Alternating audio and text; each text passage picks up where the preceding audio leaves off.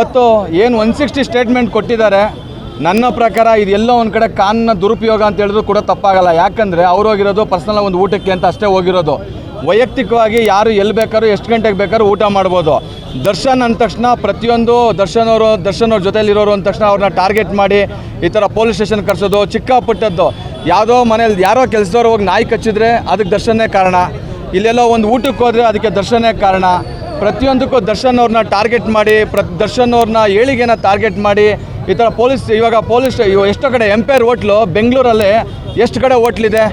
Empire ಹೋಟ್ಲಿಗೆ ಊಟ ಮಾಡೋಕ್ಕೆ ಹೋಗೋರಿಗೆ ಎಲ್ಲರಿಗೂ ಪೊಲೀಸ್ನವರು 160 ಸ್ಟೇಟ್ಮೆಂಟ್ ಕೊಟ್ಕೊಂಡು ಕೂತ್ಕೊಂಡ್ರೆ ಎಷ್ಟು ಜನ ಕರಿಬೇಕು ಇವರು? ಯಾಕೆ ಎಂಪೈರ್ ಹೋಟ್ಲನ್ನ ಇಡೀ ಬೆಂಗಳೂರು ತುಂಬ ಬಿಟ್ಟಿದ್ದೀರಾ? ಹಂಗಾರೆ ಯಾಕೆ ಇದನ್ನ ಎಷ್ಟೋ 5 ಸ್ಟಾರ್ ಹೋಟೆಲ್ಗಳಲ್ಲಿ ಇವತ್ತು ಎಷ್ಟೋ ಹೋಟೆಲ್ ನೈಟೆಲ್ಲ ವರ್ಕ್ ಆಗೋದು, ನೈಟೆಲ್ಲ ಹೋಗಿ ಸೆಲೆಬ್ರಿಟೀಸು ಮಾಡ್ತಾರೆ.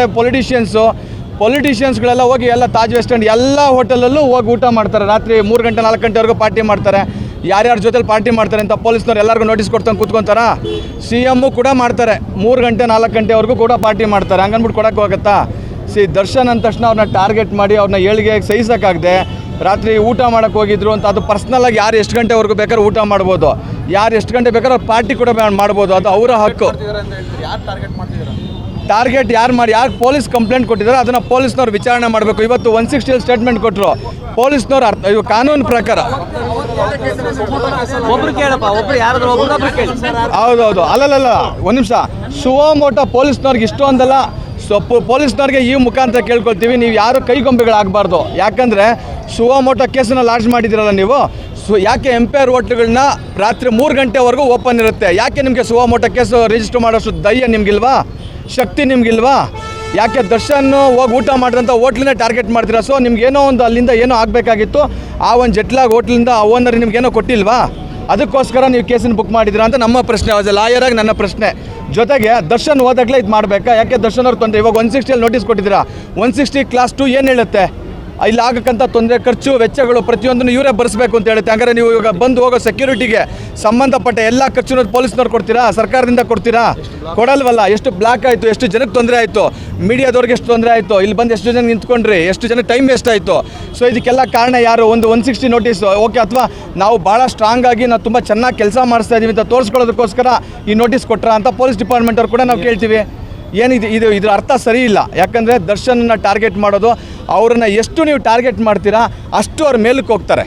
ಎಷ್ಟು ಅವ್ರನ್ನ ನೀವು ಪಾಯಿಂಟ್ ಔಟ್ ಮಾಡಿ ಅವ್ರಿಗೆ ತೊಂದರೆ ಕೊಡೋಕೆ ಹೋಗ್ತೀರಾ, ಅವರ ಅಭಿಮಾನಿಗಳ ದೃಷ್ಟಿಯಲ್ಲಿ ಇರ್ಬೋದು, ಜನಗಳ ದೃಷ್ಟಿಯಲ್ಲಿ ಅವ್ರು ಇನ್ನೂ ಮೇಲಕ್ಕೆ ಹೋಗ್ತಾರೆ ಅಂತ ಈ ಮುಖಾಂತರ ಹೇಳ್ತೀನಿ. ಮತ್ತು ಈಗೇನು ನೋಟಿಸ್ ಕೊಟ್ಟಿದ್ದೀರಾ ಇದು ಕಂಪ್ಲೀಟ್ಲಿ ಕಾನೂನಿಗೆ ವಿರುದ್ಧವಾಗಿ ಕೊಟ್ಟಂತ ಕೂಡ ನೋಟಿಸು ಅಂತ ಕೂಡ ಹೇಳ್ತೀನಿ. ಯಾಕಂದರೆ ಅಲ್ಲಿ ಯಾವುದೇ ಇಲ್ಲಿಗಲ್ ಆಕ್ಟಿವಿಟೀಸ್ ನಡೀತಾ ಇರಲಿಲ್ಲ. ಸೊ ಹಾಗಾಗಿ ಇದು ಇಟ್ಸ್ ಇಲ್ಲಿಗಲ್. ಅವ್ರು ನೋಟಿಸ್ ಕೊಟ್ಟಿರೋದೇ ಇಲ್ಲಿ. ಈಗ ಪೊಲೀಸ್ನವ್ರನ್ನ ಉಪಯೋಗಿಸ್ಕೊಂಡು ಇವ್ರಿಗೆ ಯಾರ್ಯಾರು ಕಂಡ್ರೆ ಆಗೋದಿಲ್ಲ ಅವ್ರನ್ನ ಟಾರ್ಗೆಟ್ ಮಾಡಿದ್ದಾರೆ. ಪೊಲೀಸ್ನವರು ಅವ್ರ ಕೈಗೊಂಬೆ ಆಗಿದ್ದಾರೆ ಅಂತ ಈ ಮುಖಾಂತರ ಹೇಳ್ತೀನಿ. ಊಟಕ್ಕೆ ಹೋಗಿದ್ದಾರೆ ತಪ್ಪ? ಊಟಕ್ಕೆ ಹೋಗಿರೋ ತಪ್ಪು ಅಲ್ಲವೇ ಅಲ್ಲ.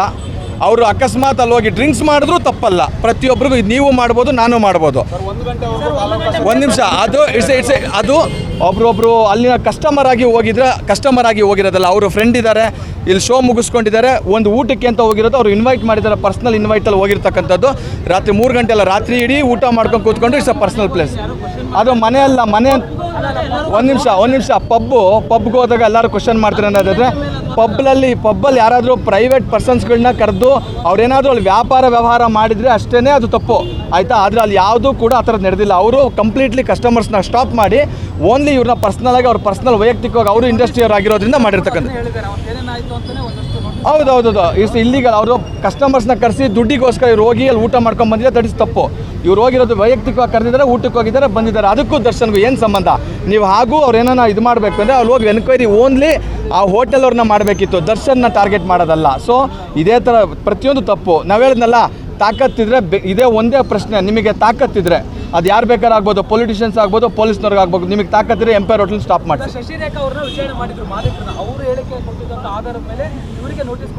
ಇವರೇನ ಬೈ ಫೋರ್ಸಬಲ್ ಯಾರನ್ನ ನಾನು ಹೋಗ್ತೀನಿ, ನಾನು ನಿಮ್ಮ ಹೋಟ್ಲಲ್ಲೇ ಊಟ ಮಾಡಬೇಕು ಅಂತ ಅವ್ರೇನ ಹೇಳಿದ್ರಾ? ಏನಿಲ್ವಲ್ಲ.